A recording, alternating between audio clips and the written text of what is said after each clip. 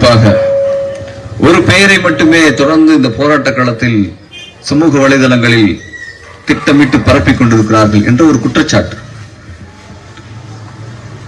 ஏன் தலைவராக இருக்கக்கூடிய ஒரு முஸ்லிமுடைய பெண்ணுடைய பெயர் ஏன் வரவில்லை என்ற கேள்வியும் எழுகிறது. நியாயமான கேள்விதான், நியாயமாக கேட்கத்தான் செய்கிறார், தவறல்ல. ஆனால் அன்பு சொந்தங்களே, ஒன்றை புரிந்து கொள்ளுங்கள்.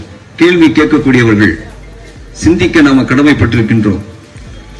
எங்கிருந்து பிரச்சனை துவங்குகிறது, முதலில் அதை நீங்கள் கவனிக்க வேண்டும். இந்த ஊடகத்தின் வாயிலாக மக்களிடத்தில் நான் சொல்ல விரும்புவது, இந்த போராட்ட குழுவின் சார்பாக பிரச்சனையை யார் துவங்குகிறார்கள்? 2009 அருமைக்குரிய சகோதரி, இப்பொழுது பொறுப்பில் இருக்கக்கூடிய தாகிரா அம்மாள் தலைவர் அவர்கள் அங்கே இல்லை, நகராட்சியில் பொறுப்பில் இல்லை. இந்த பள்ளிக்கூட விவகாரத்தில் முதலில் வழக்கு தொடுப்பது யார்? அவரை குறித்து தானே பேச முடியும். 2009 துவங்கிய அந்த பிரச்சனை யாரால் துவங்கப்பட்டது, வழக்கு யாரால் தொடுக்கப்பட்டது, இன்று வரைக்கும் யார் அந்த அதிகாரத்தை பயன்படுத்தி கொண்டிருக்கிறார்கள் என்பதைத்தானே நாம அதை குறிப்பிட்டு சொல்ல முடியும். அதனால தான் திரும்ப திரும்ப அவருடைய நகராட்சியுடைய துணைத் தலைவர், திமுகவுடைய நகர செயலாளருடைய பெயரை குறித்து பேசிக் கொண்டிருக்கிறார்கள். இருந்தாலும் தலைவர் என்ற பொறுப்பில் இருக்கக்கூடிய தாகிரா அம்மா அவர்களும் இதில் கவனம் எடுத்திருக்க வேண்டும். யார் தலைமைக்கு கீழே செயல்பட்டு செயல் வடிவத்தில் எது வந்தாலும் அங்கே தலைவராக இருப்பவருக்கு பொறுப்பு உள்ளது என்பதை இந்த போராட்ட குழுவின் சார்பாக சொல்லிக்கொள்ள விரும்புகின்றேன். ஆகையினால் மக்கள் இதை வழங்கிக் கொள்ள வேண்டும். இரண்டாவதாக, நகராட்சிக்கு சொந்தமான சொத்து தானே, முஸ்லிம்கள் தானே நீங்கள் எப்படி சரியத்துக்கு மாற்றமாக நீங்கள் இந்த முடிவு எடுக்கலாம் அப்படின்ற கேள்வியும் முன்வைக்கிறார். நியாயமானது. நகராட்சிக்கு சொந்தமான இடம்தான். இதை இந்த போராட்ட குழு மறுக்கவில்லை, இந்த பள்ளிக்கூடத்தை நிர்வகித்த நிறுவனமும் மறுக்கவில்லையே. இந்த இடத்தை அபகரிக்க முனைந்தால் தானே சரியத்துக்கு மாற்றமானது. உரிமை கோரலாம் அல்லவா, விலை பேசலாம் அல்லவா, அதில் எந்த ஒரு குற்றமும் இல்லையே. எத்தனையோ அரசாங்க சொத்துக்கள் தனியார் இடத்தில் விற்கப்பட்டிருக்குதா இல்லையா? அப்படி இருக்கையில் இந்த நிறுவனமும் இந்த பள்ளிக்காக, இந்த கல்விக்காக எங்களுக்கு ஒதுக்கி கொடுங்கள், நாங்கள் விலைக்கு எடுத்துக் கொள்கிறோம், அப்படி இல்லை என்று சொன்னால் எக்ஸ்டென்ஷன் பண்ணிக்கொண்டோம்.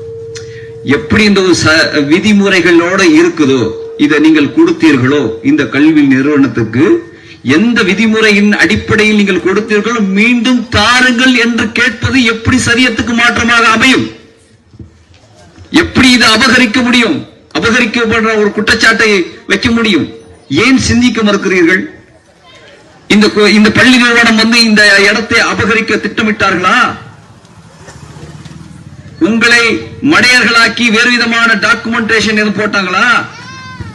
வழக்கு தொடுத்திருக்கீங்க, அந்த வழக்குக்கு நீதிமன்றம் போனாங்க, உரிமை கோர்றாங்க, அவ்வளவுதான். அப்படி இருக்கையில் நீங்கள் பேசிக் கொண்டிருப்பது முறையற்றது. அது மட்டுமல்லாமல் இது ஏதோ ஒரு பகுதியை சார்ந்த மக்கள் மட்டும் பயன்படுத்திய பள்ளிக்கூடம் என்று ஒரு கட்டமைப்பை உருவாக்கி கொண்டிருக்கிறீர்கள். இது நியாயம் அல்ல. இந்த பகுதியில் உள்ள பிள்ளைகள் மட்டும்தான் இங்கு வந்து படித்தார்களா? மனசாட்சியை தொட்டு சொல்லுங்கள் அன்பு சொந்தங்களே. மற்ற பகுதியில் உள்ள எந்த பிள்ளைகளும் வந்து இந்த பள்ளிக்கூடத்தில் படிக்கவில்லையா? உங்கள் மனசாட்சியை தொட்டு சொல்லுங்கள். இது ஏதோ ஒரு பகுதிக்கு சொந்தமானது, அதனால் இந்த பகுதி மக்கள் மட்டுமே இங்கே போராடி கொண்டிருக்கிறார்கள், நாம் போக வேண்டாம் என்ற மனப்பக்குவத்தோடு இருக்கும் உங்களை பார்த்து நான் கேள்வி கேட்கின்றேன். உங்கள் பகுதியில் இருக்கக்கூடிய பிள்ளைகள் இந்த பள்ளிக்கூடத்தில் வந்து படித்து அவர்கள் பயன்பெறவில்லையா? எதையும் சிந்தித்து பேசுங்கள். தயவு செய்து ஒரு தனிப்பட்ட போராட்டமாக நீங்கள் இதை கருதிட வேண்டாம். இது மக்கள் எழுச்சி மிகுந்த ஒரு போராட்டம், இது பொதுவான போராட்டம், இது ஒரு நிறுவனத்திற்காக நடத்தப்படுகின்ற போராட்டம் அல்ல. இங்கே கல்வி இயங்கிக் கொண்டிருந்தது, இது மீண்டும் இது கல்விக்கூடமாக பயன்பெற வேண்டும் என்ற நல்ல நோக்கத்தில் தான் நாங்களும் இந்த மக்களும் வந்து இங்கு போராடி கொண்டிருக்கின்றோம். இந்த போராட்டம் வீரியமடையும் இன்ஷா அல்லாஹ். அதில் எந்த மாற்று கருத்தும் கிடையாது. இப்பொழுது ஒவ்வொரு பேச்சாளராக வந்து கொண்டிருக்கிறார்கள். அரசுக்கு எச்சரிக்கை செய்கின்றோம், இன்னும் பெரும் பெரும் தலைவர்களை கூட்டி வந்து இதே இடத்தில் நிக்க வைத்து பேசக்கூடிய அளவுக்கு தள்ளிவிடாதீர்கள்.